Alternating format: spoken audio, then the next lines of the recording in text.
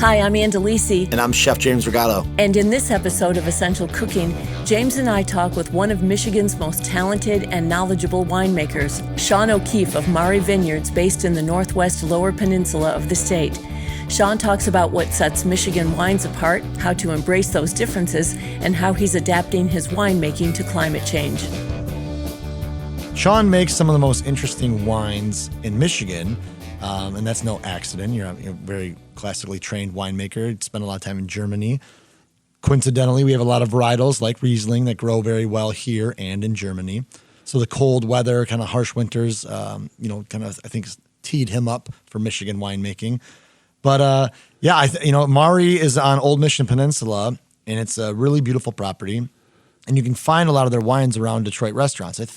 I would say Mari is one of the more, hip kind of wineries that you're seeing, whether it's at She-Wolf or, I think you can Tecoy. I think, Sean, you could probably chime in with more restaurants. Chartreuse, obviously at Mabel. So I think you're seeing some of the newer kind of, more like hip restaurants wanting to kind of get into Michigan wine. And I think Mari is very accessible for that more unique, creative, and winemaker style wineries. You have a lot, there's a lot of Sean in that wine, which I think is a nice shift from where Michigan kind of, might be known for late harvests, Rieslings, cherry wines, kind of the sweeter stuff.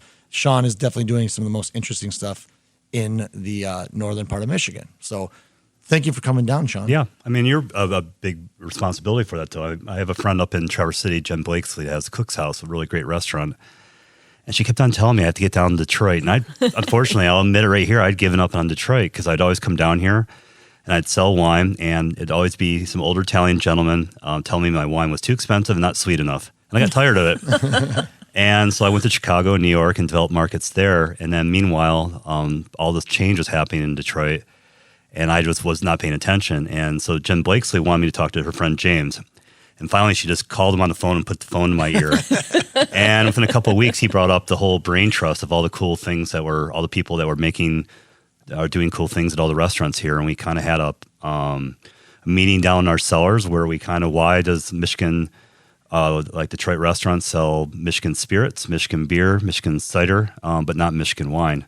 Right. And then I came down, and that's what we've been doing ever since. Oh, that's pretty cool. Yeah, and don't get me wrong. There's some cool stuff. That's obviously a general statement. So to anybody up there that's listening, Left Foot Charlie, Mawby, there's been a lot of wines that have hit lists around town. But Michigan wine still definitely gets overlooked at large. It gets overlooked downstate. We definitely kind of look to California. We look to Europe and kind of forget about our own wines here. Can you talk about how Michigan wine stacks up, I guess if we would say, around the country? Like how much is exported outside of Michigan? I think that's kind of the issue right there is a lot of the wineries are all, it takes a lot of effort to develop markets, especially outside the state and all that. And so most of them don't have the resources or the will to really get beyond that. So there's only a handful that really sell outside the state borders. And I've always made it a point that even if I can barely afford it, I need to do that because if you're not in New York or not in places, not in Detroit and Chicago, your local culinary capitals, then you're going to be forgotten. And that's kind of where we are. And I've been really making a big push and trying to get some of the smaller wineries and other things to really engage more. It's really important. How do you get like big restaurants, or not even big restaurants, but just notable restaurants from other states to take a chance on your wine? It just seems like you got to, I know you got to be somewhat of a self-promotion person and you got to get in touch. And James, you're a restaurant owner, so you have a lot of people come to you and say, carry my wine, carry my this or that. And that is a relationship that you guys are on either end of. Talk a little bit about, James, from your standpoint, what goes into that, and then a little bit from yours, Sean, about how you forge that relationship and try to, get your wine out there so more people can drink it. I think it's definitely about relationships and synergy. You cannot rely on your distributor. I cannot rely on my distributor to come in and show me cool things. And Sean certainly cannot rely on the distributor to go out and represent his wines. I mean, granted, it's kind of what they're supposed to do, but there's a lot of responsibilities that already fall on them. And that maybe they're not the most passionate person about your product. Okay. So I would recommend, as a restaurateur or a chef, that what is your philosophy? Who are you as a business? What is your point? Obviously, if you're, for me, we're all about a crazy, eclectic, changing menu. Super seasonality featuring other like-minded individuals. Mm-hmm. So I definitely approach it maybe a little more cerebral, a little more, I want to find somebody doing something that's interesting and has some purpose. And so when I look to wineries, I'm like, okay, well, what is the purpose of what are they doing? And sometimes, we've poured Kendall Jackson because I also love pushing back on stigma. I think that Kendall Jackson has a funny stigma of being too available, mm-hmm. but it's also pretty well made. So I like pouring that and kind of surprising people. But then obviously if I'm talking about, smaller scale, who's doing it right despite, the challenges, that's also interesting to me too. And that's what leads me to people to Sean, again, Left Foot Charlie's another Michigan winery that I really respect. So I'll seek it out. And obviously like Sean just mentioned, I kind of came and found him, and then mm-hmm. we kind of were, Jen Blakesley kind of introduced us. But I think if you're a winemaker, Sean can obviously, attest to this, you got to kind of find restaurants that you think are on the same level as what, right. Have other winemakers that you respect. So I'm sure when you go to Chicago loves Michigan products. I've always joked around that Chicago would not have a food scene if they didn't have Michigan resources. Mm-hmm. They rely on the west side of the state for the fruit. They rely on the wine, the beer. Tons of farms and produce. I say that, Illinois does a good job too, but if you look at the proximity of Chicago, mm-hmm. they're basically like a little Michigan city. Right. And I think that, it's not too hard to explain Michigan wine to Chicago restaurants, but you probably got to find restaurants that already respect mm-hmm. the farm to table, the small producer, so I think that's how you really get your product out there. Right. Sean, and from your standpoint, there's so many places that can carry wine, and how do you kind of decide how you're going to go about and where you want your wine? I guess I would imagine, this is certainly not my forte, but I imagine that it's important to you where your wine is, just like it's important to you the stories behind the wine and how it tastes, of course. Can you talk about that, Sean? Well, it works on two levels. You have to do your research. When I was trying to break into the Chicago market, it was difficult because we were just at that beginning of that farm to table movement, and most Michigan wineries, they'd always want to, I got my wine up at Everest or some restaurant like that. And I knew that this is where people go for business lunches. They're not going to take a big risk on a weird wine from Michigan to impress some colleagues from Japan or something mm-hmm. like that. So I basically ignored all the steakhouses, all the things where all the big guys fought over, and found the eclectic little places, the Lua Cafe, and then finally you end up finding somebody who's a big supporter. In my case, it was One Off Hospitality with Edward Satan at the Publican. And once I got the wines, when they opened one of the restaurants with one of our wines, all of a sudden all the doors open. It was just kind of funny. Everybody waits for somebody to say it's okay, and then it goes pretty quickly. Well, how long ago was that? Oh God, that's 15 years ago or something okay. like that. Okay. That was my family's winery, Chateau Grand Traverse. Mm-hmm. And but the other way, especially when I get outside of the Great Lakes Basin, Michigan's been exporting people like Ireland has been. We've been in recession up until recently for most of my life, and Michigan people are everywhere, and they are very featured in the hospitality industry. You go to all these fine restaurants all across the country, and there's somebody who's running, the general manager, the chef, is from Michigan, and they have a fond place in their heart for it, and that's opened a lot of doors too. I remember we had our wine at Aquavit back when it was the big thing with Marcus Samuelson and all that. Mm-hmm. And they were serving a Gamay Noir from us for about $20 a glass with high-end herring. And anything was possible after that, I realized.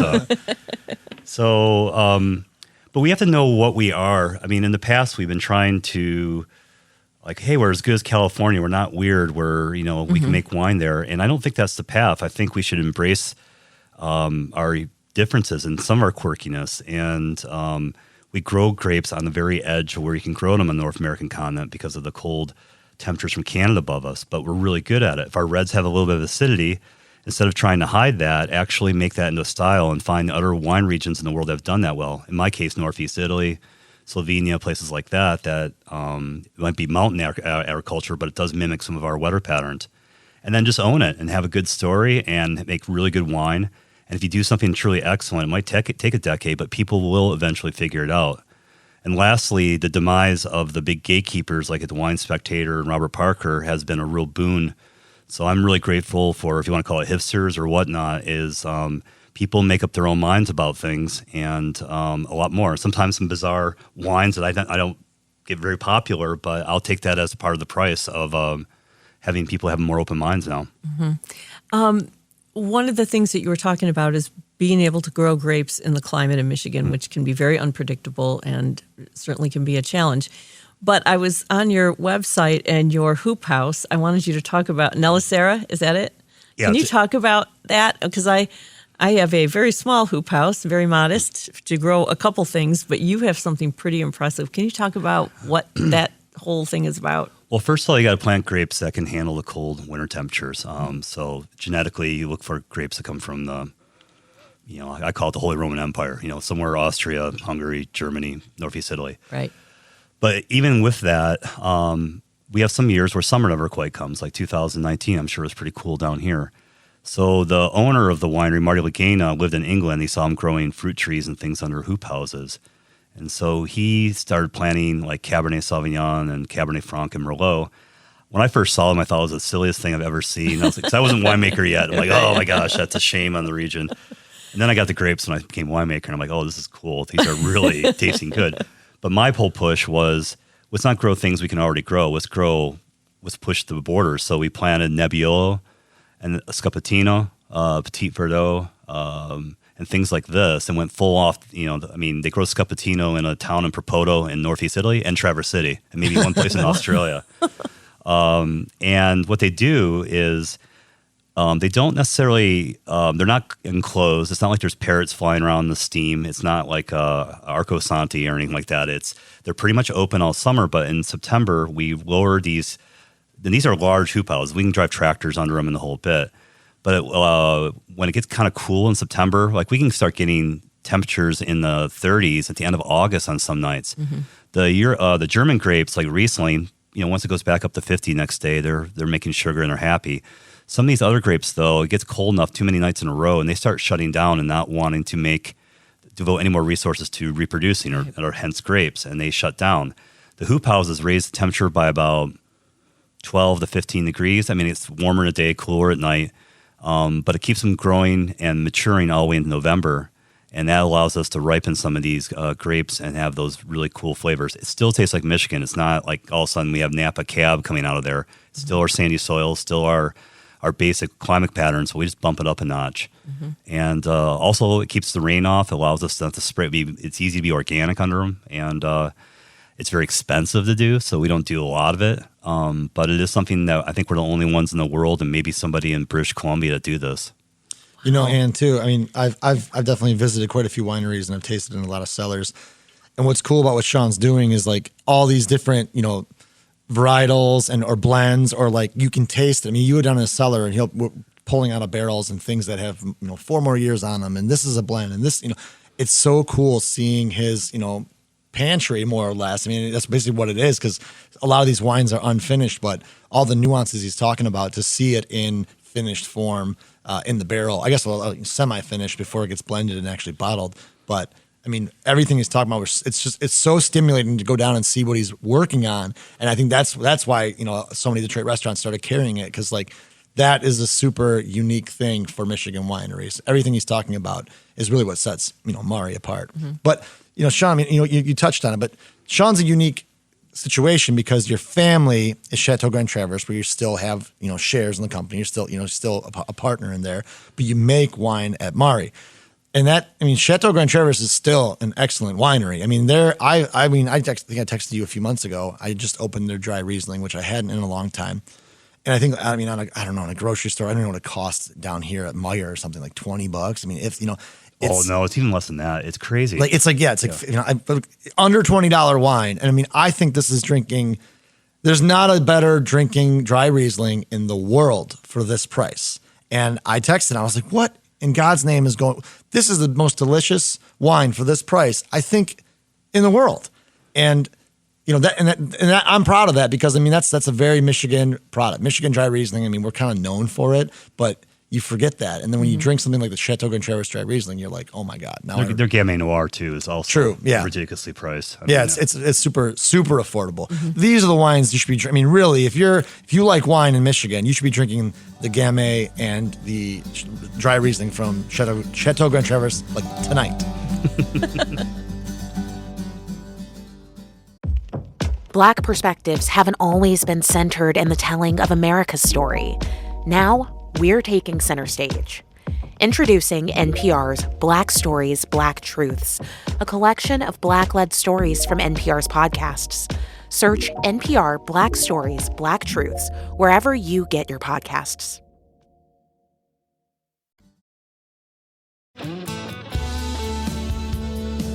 One of the things, as I was on your website, one of the most fascinating videos I've seen in a long time was the creation of that cave you have. Talk about that and why that was built and how long it took. It looked like at least 2 winters went by, if I was keeping track of the seasons there. 2.5 years or so. So that's the owner, Marty Lagana. He always envisioned building a winery, and he used to sell the grapes to my family. And we knew he was going to build a place, but I should have known it was going to be on that scale. I mean, it's several, 1, 2, 3 stories of tunnels underground, caves.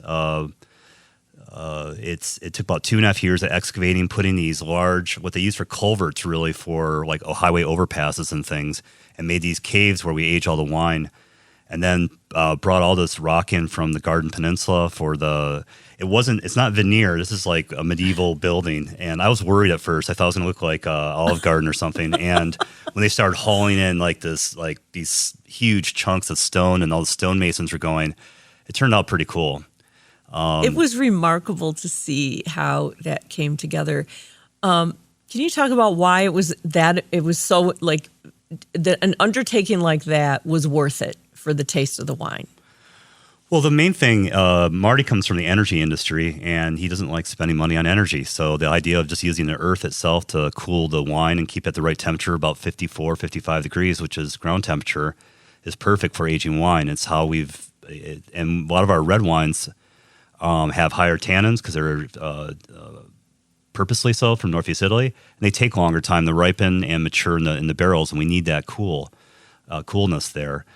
And there's something about being down in the bowels of the earth making wine. It feels very mythological for some reason. You're like a monk. Yeah, I mean, when I left my family's winery, the joke was, I'm the younger son. What's the younger son doing? Back in the older days was went off to the monastery to make wine and eliminate manuscripts, and look what I'm doing. So. The monks have been writing things about how winemaking from the very beginning, and it's something that you can learn from what people have done before without necessarily just being old-fashioned. There's a lot of things that just haven't been done better, so we might as well not forget that and pretend that everything modern is always better. So Sean, what do you anticipate changing in Michigan wine with climate change? Like, what are you? Because obviously, the things we're known for is very much dictated by weather. And as the weather increases, whether it's volatility or, just this year alone, right? We had basically an 80-degree spike in early May, and then we had frost, and which is obviously the worst case scenario. But I don't think the frost was too bad for you guys up there. It wasn't a killing frost, it seemed, but it definitely made me nervous for my apple blossoms and things in the yard. But what do you expect to see change in Michigan winemaking? Well, we have, the climatic data shows that we have warmed up. I went to a recent presentation where a German professor showed that Michigan, where we are, is where the Rheingau was in the 80s.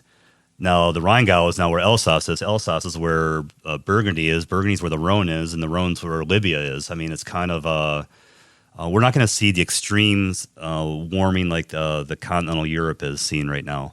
They're talking. They're moving higher up on mountains. Alsace is talking about bringing in new varieties and reds. It's pretty radical thoughts for these old wine regions.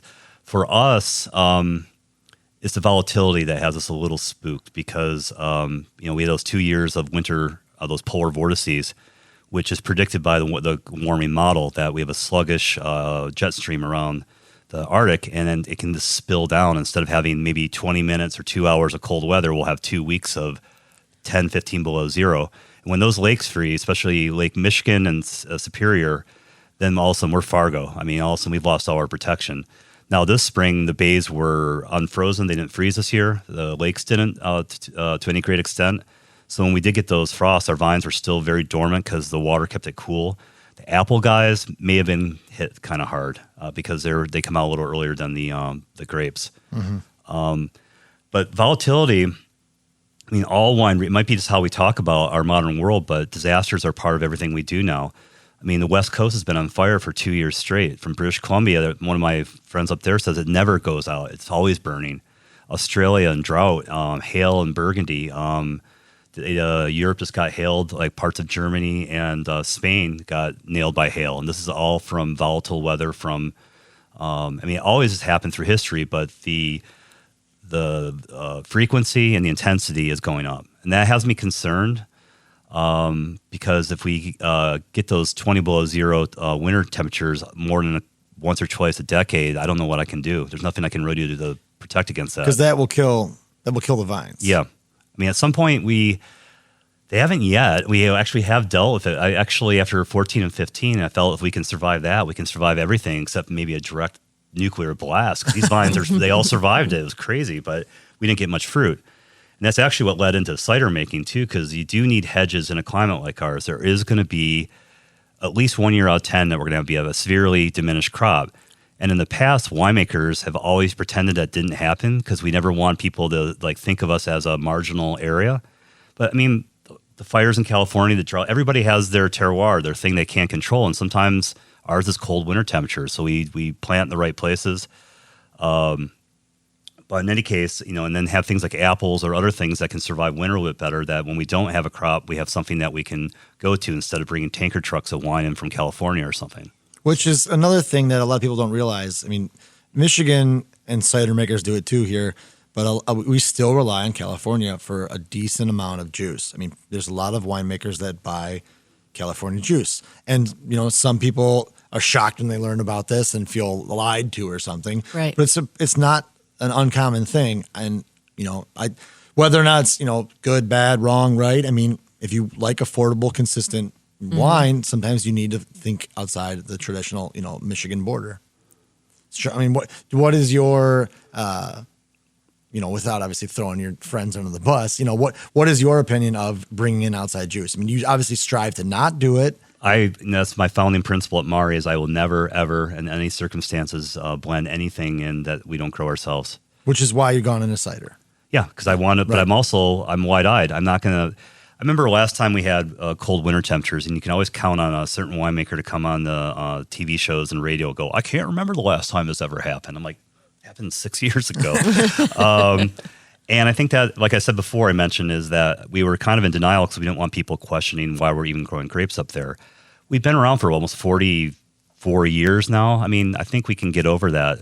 But I do prepare for it. So I don't pretend it doesn't happen. I actually do a lot of sparkling wine that I can age for a long time. So I'm stockpiling, knowing I'm going to have some years where I'm really down on wine. The point being is planning for it and not pretending it isn't happening. I think that's where a big change in Michigan wine is going to be confidence that we can have red wines of acidity. We can have lighter red wines that have multiple layers to them and all these things because we're not a Mediterranean climate and we should embrace that. And if we do have confidence, we might have to charge a little bit more, but then we got to make our case that it's really worth it. Mm-hmm. And, and one thing that's pretty cool in the beverage world right now, and there's a lot of like innovation going on, whether that's things that have been done before being reintroduced or it's actual new techniques. But there's something called piquette, which is kind of done, I don't want to say poorly, but like there's some not great piquettes in the world. Piquette is basically essentially it's like a rehydrated grape mash. So it's like you make your wine and then you basically add water and make more wine, usually a lower alcohol percentage, maybe a little bit funkier, not as precise. Correct me if I'm wrong, Sean, but it's kind of like kind of like for the workers, kind of like a second tier kind of alcoholic beverage just to utilize the product. And maybe it's not meant to be distributed around the world historically. Yeah, I mean, it was, but you paid your workers, that basically, keep them semi-inebriated and not give them any of the good stuff. Yeah, well, so that's the genesis. Yeah. But Sean is doing, Ryan from Angry Orchard was doing it, and some of the other people are doing it as well. But it doesn't really have a category. It's not. There's no real name for it yet, but it's basically piquette using cider instead of water. And so we poured one last night at the dinner, and it was you can give me the breakdown: Scappatino and Nebbiolo. And a little bit of Sangiovese. So right when the red wine fermentations were done and we were pressing the grapes, that's when we brought the juice in from our friend Charles's orchards, and we put the grape skins and fermented them with the grapes or with the apple juice. And it draws some of the tannins, some of the acids that are in grapes that are not in apples, and it rounds the wine out. And it's to me, it's a natural because I get a second use out of my grape skins, but I'm not making some watery mess that a lot of piquettes are, and it just makes sense. Especially, who's going to compete with me in making Scappatino cider with heirloom apples from Michigan? I mean, I'm a category of one and always will be. So it works that way too. And it really drinks. It's kind of like the natural wine palate. It's definitely falling into like a funkier, acidic, kind of like cloudy. It's a very interesting beverage. I love it because it's a total food product. I mean, you start sipping on it and you're ready. You want to eat something crunchy, fresh, raw. I mean, grilled fish. I mean, it goes with a lot of different things. And it was almost like almost in a way like an aperitivo. It's almost like got some of that Aperol kind of Campari vibes going to it. So like it kind of makes you hungry. But that's something that I think is really cool about Sean, is that like instead of saying we need to have one product that's a hit and make a ton of it, he's like, no, let's just continue to innovate. And you end up with something like that where it's like I said, doesn't even have a name or a category yet, but I guess a cider-based piquette. That's something that I think feels very Michigan. That's something where I'm like, we pour it proudly. I'm excited about it. People love it when they try it. It's not something they've had before. Right. It's pushing the palate a little bit, but also rewarding them with taking a risk, it's a nice change from what people might expect. I approach it with a little bit of trepidation because sometimes when the wine world meets either the cider world or the beer world, it's kind of like rap and metal. I mean, some of the things that come out of it are just not listenable, and I was very hesitant. I'm 51 years old. A couple of years ago, I caught myself talking like the winemakers that were this age when I was younger, and I sound like get off my lawn because I didn't like all these new orange wines and piquettes, and I was making because I've tried a lot of bad versions of them. But usually when I don't like something, that means the clock's already ticking, that within 2 years I'll be making it, but how I think it should be done. And this is my take on piquette, because I think just adding water back to grape skins is not enough. That might be interesting for a local beverage, but the cider has flavor and intensity, and we have such great apples. It makes so much sense to combine the two. Yeah, it's an agricultural statement of Michigan. I think that's and I mean, and you want to be Rage Against the Machine. You do not want to be Limp Bizkit. That's what I'm hearing. Absolutely, yeah. You can find out more about Mari Vineyards and Sean O'Keefe's work at marivineyards.com. Our thanks to Sean O'Keefe for talking with us, to you for listening, and we would like to thank La Marca Prosecco for their support. From the hills of Veneto, Italy, you can never go wrong with Prosecco, whether it's in a spritz or drinking straight. Joan Isabella is our executive producer, with producer David Lyons and assistant producer Lisa Brancato. Editing by Rowan Nemisto. Production support provided by Studios on the Pond. Original music by the Mallet Brothers. This is a production of WDET, Detroit's NPR station.